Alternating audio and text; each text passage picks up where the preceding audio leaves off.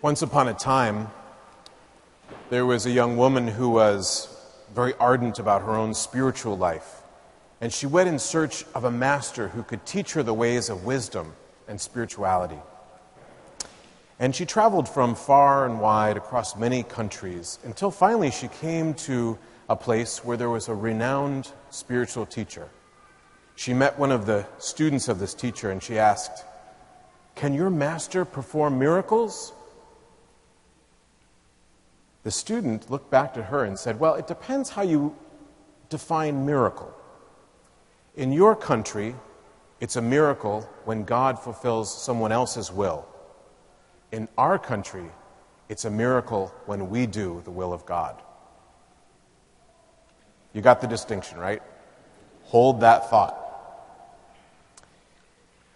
In context, the reading today from Luke's Gospel, it's situated amongst a number of parables that Jesus teaches us. And I have to tell you that the point of those teachings, I think, is that each of us, you and me, learn our way into the same experience of God's kingdom that Jesus himself had. I actually believe that Jesus did not intend that we should all wait for heaven, but that in fact we should have a taste of heaven on earth. Doesn't that sound pretty good? So, what's the barrier? What's the obstacle to experiencing the reign of God in this world? Well, Jesus addresses the disciples, and in turn us, with a number of parables that really challenge some very, very common mindsets among us. Mindsets that actually get in the way of happiness, of experiencing the kingdom of God in this moment, here and now. When he addresses the disciples over the last 3 weeks or so in our gospel readings, he really challenges 3 of these mindsets in particular. The first is the presumption that the disciples have to know the mind of God and to know God's calendar, his schedule. They have an idea of the way that the kingdom should manifest itself, and they have an idea about who should be judged, who's in and or out. It's as if they know the mind of God themselves. Presumption, a form of, let's say, arrogance. The second thing he challenges is a sense that these disciples have when they hear Jesus talk about suffering, especially the cross. They all get a little bit, nervous. Who wouldn't? Because they want to feel exempt, that anything bad could happen to them when they're in Jesus' discipleship, right? So they're afraid to submit, right, to the possibility that suffering might come their way from following this path of Jesus. And the third thing is, Jesus challenges them in their sense of entitlement, that not only are they going to be exempt from suffering and any harm, but even further, they're going to get some special reward. And as we know, one of the readings says, they're clamoring for who's going to sit on the right and who's going to sit at the left when Jesus enters into his kingdom. Jesus seems to pose that each of these mindsets, presumption, exemption from suffering, and entitlement, are paradoxically obstacles to experiencing the kingdom of God here and now. Does this make sense so far?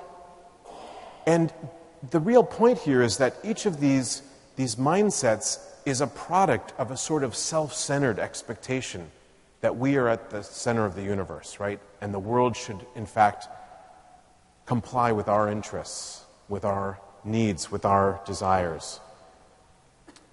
It's very difficult to experience the kingdom of God here and now if we're in those mindsets because, as we've probably heard the expression, expectations are disappointments waiting to happen.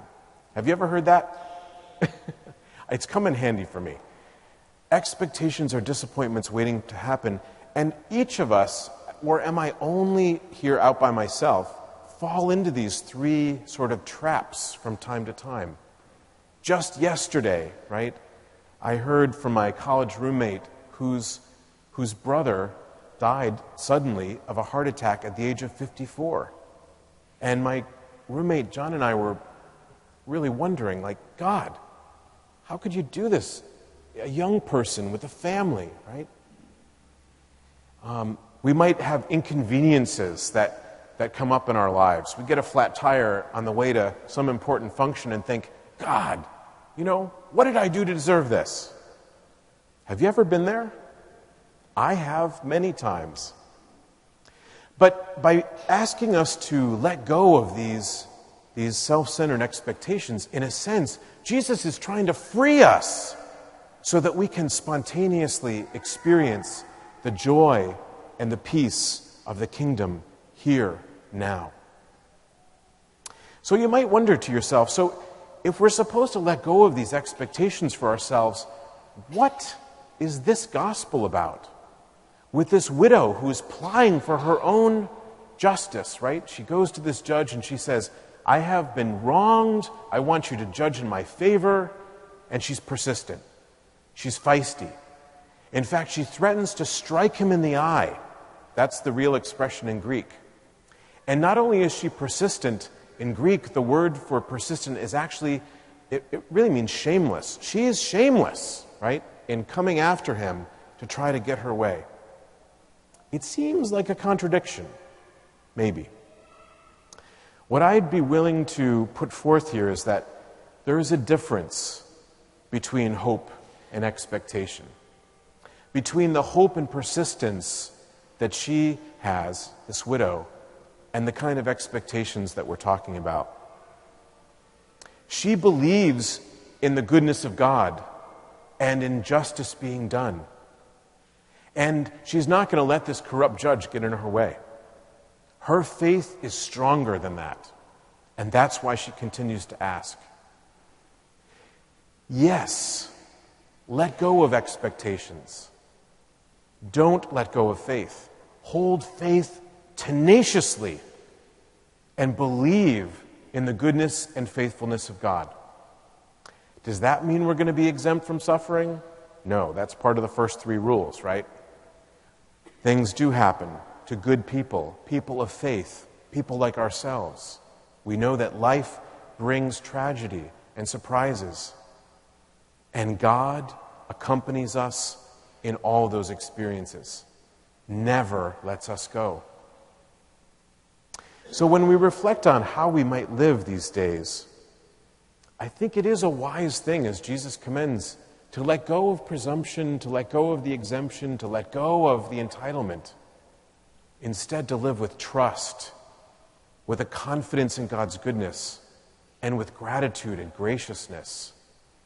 There's a kind of humility, right, when we take that stance in life.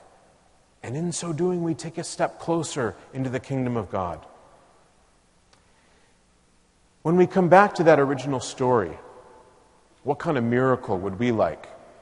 The miracle whereby God does whatever we want? Or the miracle where we are able to discern and do God's will in the world? I have to say, I think the first would bring chaos. Could you imagine? People praying that the SU football team wins, and then people praying that their opponent wins. It would be chaos. But I have to say, if we all believed that the greater miracle was embracing and doing the will of God in the world, the kingdom would be manifest now.